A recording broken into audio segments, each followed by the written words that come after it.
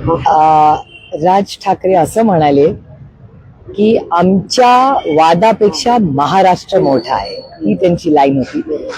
आणि माझ्यासाठी ही एक अतिशय गोड आणि आनंदाची बातमी आहे.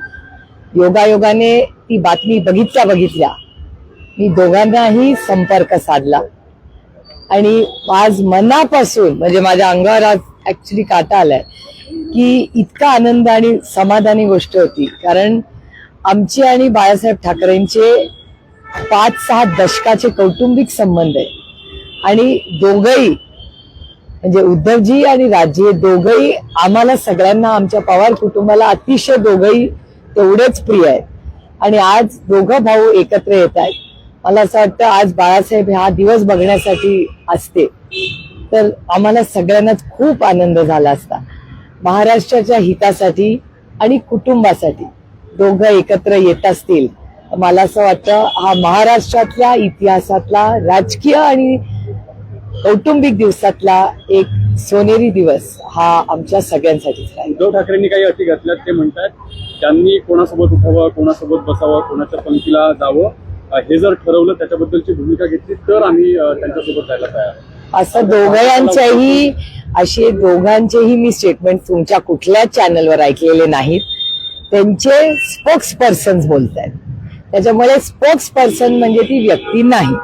त्याच्यामुळे मला असं वाटतं ती ब्रेकिंग न्यूज फार मोठी करण्यापेक्षा महाराष्ट्रासाठी आणि आमच्या कुटुंबासाठी आणि ठाकरे कुटुंबासाठी एक आनंदी दिवस आहे.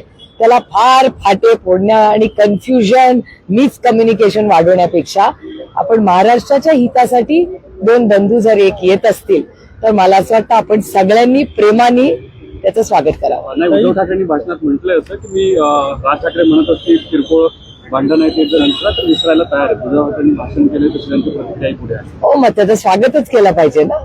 मी त्या दोघांनी आज जे वक्तव्य केलंय त्याचं मी मनापासून स्वागत करतो.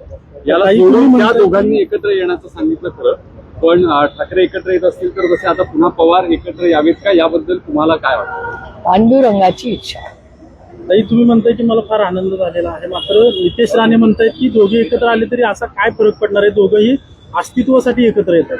मी माझं बोलू शकते. मी दोन लोकांसाठी विचार नाही करू शकत. मी माझा विचार मांडू शकते माझ्यासाठी.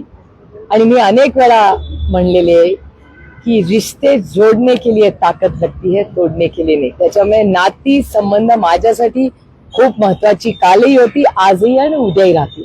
त्याच्यामुळे नाती जोडणं आणि ती जोडून ठेवणं आणि त्याच्यासाठी कोणी प्रामाणिक प्रयत्न करत असेल, कोणीही असेल, तर त्याचं मी स्वागतच करेन. प्रत्येक गोष्ट ही काही व्यवहारासाठी नसते. काही गोष्टी प्रेमाच्याही असतात आणि प्रेम हे आपल्या संस्कृतीत एक खूप मोठी गोष्ट आहे. आणि नाती जपणं ह्याच्यात नेहमी दोन्हीकडून जर पहल होत असेल तर एक खूप आनंदाची गोष्ट आहे. प्रत्येक गोष्टीमध्ये नेगेटिव्ह का बघावं? आयुष्यात खूप चांगल्या गोष्टी आहेत आणि त्या चांगल्या हेतूनी लोक करत असतात. ते एकत्र यावेत याचा अर्थ राज ठाकरे मवियासोबत यावे असा घ्यायचा का? आता अरे टप्पेट आधी तर फॅमिलीचा आनंद तर साजरा करू द्या. तुम्ही घाई कशाला करता? बुलेट ट्रेन मध्ये कशाला बसलाय? हा मोमेंट एन्जॉय करा. दोघं एकत्र यायचा, पुढे पुढे बघू. घाई काय? दोन भाऊ येतात आज ते साजरं करा. उद्याची आणि ब्रेकिंग न्यूज करू ना हळूहळू.